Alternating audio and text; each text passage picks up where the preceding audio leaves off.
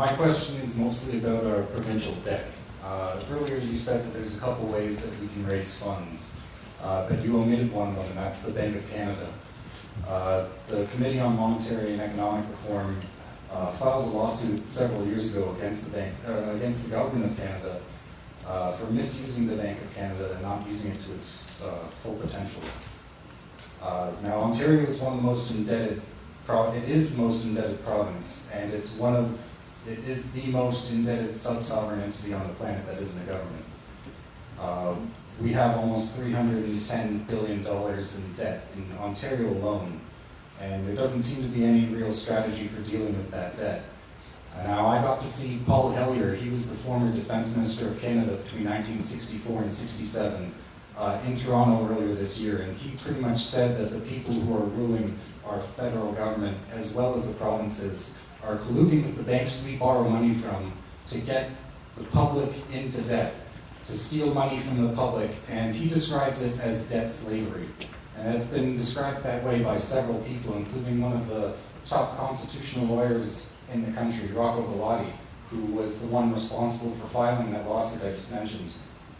So do you have any input on how we can deal with this debt, or why you're not petitioning the federal government for the right to borrow interest-free money from the Bank of Canada? So let me just say this, that we recognized when in the economic downturn the government was in deficit. We recognized that the first thing that we had to do was to get the budget balanced. We made a commitment to eliminate the deficit by 2017-18, and that has been done now, and we will keep the budget in balance. And at the same time, another measure of economic health is the debt to GDP. So the debt you're talking about to the GDP, and we've made a commitment that we will work to get that debt to GDP down to 27%, which it was before the economic downturn. It is going down now. It's on a downward trajectory, and we will continue to work to get that debt to GDP down. Can you explain how we're supposed to get out of debt by borrowing more money? That doesn't make any sense. So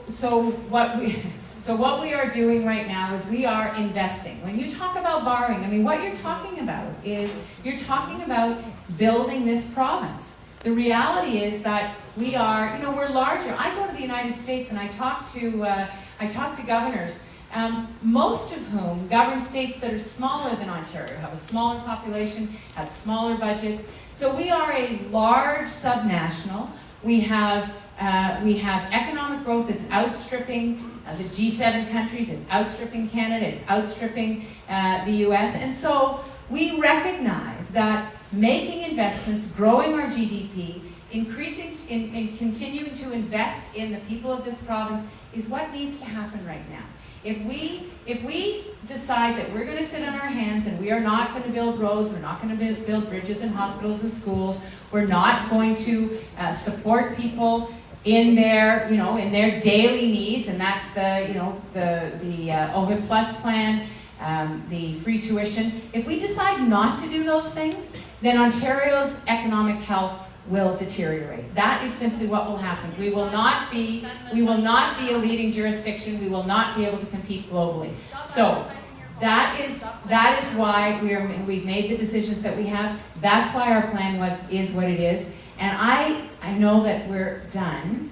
And so I'm just going to say, I want to thank all of you for being here. Your questions demonstrate